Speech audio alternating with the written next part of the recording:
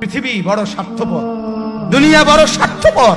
দুনিয়া কাউরে জায়গা দেয় না, দুনিয়া কাউরে জায়গা দেয় না।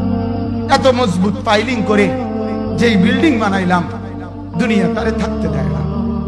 যা বেটা যা, যা তুই লাথি দিয়া বাড়ি করে যা, কবরে যা, কবরে যা। দুনিয়া কাউরে থাকতে দেয়। দুনিয়া কত ক্ষমতা ধরকে মাটির নিচে ফেলায় দিছে, দুনিয়া কত সম্পদ আলাকে মাটির নিচে ফেলে দিছে, দুনিয়া কত সুন্দরী নারীকে মাটির নিচে ফেলায় দিছে, মাটির সাথে রেজা রেজা করে ফেলছে। আজ আর চেহারা নাই, আজ আর রূপ নাই, আজ আর যৌবন নাই, আজ আর ক্ষমতা নাই। এমন বাদশা ছিল পৃথিবীতে যার হাতের আঙ্গুলের ইশারায় মানুষের গর্দান উড়াইয়া দিত, যার হাতের ইশারায় উঠত মানুষ, বসত মানুষ।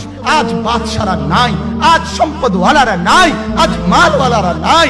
দুনিয়া কাউরে থাকতে দেয় না, কাউরে না দোস্ত, কাউরে দেয় না। দুনিয়া দাদারে আমার থাকতে দেয় নাই। আমার দাদারে আমি দেখছি, আজ আমার দাদা নাই। আমার নানারে আমি দেখছি, আমার নানা নাই।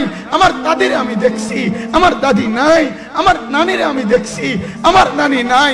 আমার বাবারে আমি দেখছি, 14 লক্ষ টাকা বাবার পেনশনের আমি সব ডাক্তারের পিছনে খরচ করে ফেলছি, বাড়ির ফসলের জমি বিক্রি করে ফেলছি।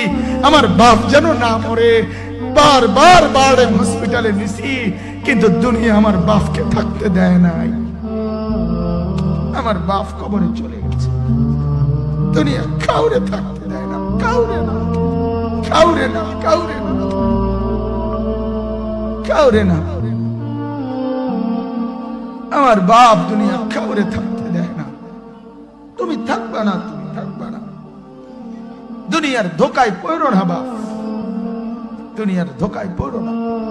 মাকে বুঝান, আজ মারা বেসামাল হয়ে গেছে, আজ বোনেরা বেসামাল হয়ে গেছে, বেপরদার উৎসব তুলে দিছে। এটা যেন আল্লাহর সাথে যুদ্ধ করছে। আল্লাহ করোনা না, তুমি আরো কিছু দাও, আমরা বেপরদিকে ছাড়বো না। যুবক ছেলেগুলো যেন বলতেছে, আল্লাহ তুমি করোনা দেওয়ার চাই দাও, অশ্লীল ছবি দেখা, ফেসবুকে নর্তকী দেখা আমরা ছাড়বো না। দেখি তুমি কি করতে পারো, তুমি যা করার করো। দোকানদার ব্যবসায়ীরা হারামের লেনদেন করা বন্ধ করছে না, সুদখোর সুদ ছাড়ছে না, ঘুষখোর ঘুষ ছাড়ছে না, নাফরমান আর জিনাকার ব্যভিচারী এরা কেউ কিছু ছাড়ছে না। বেহায়ার বেপর্দা নারী তার অশ্লীলতার বেহায়াপনা ছাড়ছে না। মুসলমান তার ঘরে টেলিভিশনের নর্তকীর আওয়াজ তো বন্ধ করছে না। হায় করোনা কিভাবে যাবে, আযাব কিভাবে যাবে বলেন, বলেন, বলেন আপনারা।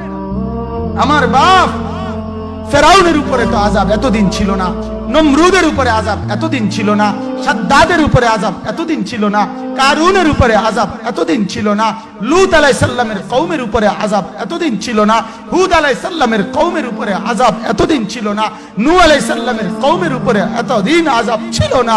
আজ আমরা মালিককে এই পরিমাণ নারাজ করছি, মালিক এত বেশি নারাজ। আজ 1 বছর হয়ে গেছে, 1 বছরের চাইতে বেশি হয়ে গেছে, কই করোনার মহামারীর আযাব তো যাচ্ছে না, গেছে গা বলে। আমাদের লক্ষ লক্ষ বাচ্চার পড়ালেখা বন্ধ, এরা নষ্ট হওয়ার চূড়ান্ত পর্যায়ে পৌঁছে গেছে। মোবাইল এদেরকে শেষ করে দিছে। লক্ষ লক্ষ ছেলে। গতকালকে এক মা আমার আত্মীয় ফোন দিয়া বলতেছে, সকাল 10টায় বাচ্চাটা ঘর থেকে মোবাইল লইয়া বাইর হইছে, রাতের 10টায় মা তারে ফোন দিয়া বলছে, বাপ ঘরে আসতি না, ভাত খাইতি না। বাচ্চা তারে বলতেছে, তোমার অসুবিধা কি, তোমার সমস্যা কি? মা এই কথা বইলা কায়দা দিছে যে শোনেন হুজুর কদ্দুর দোয়া করো।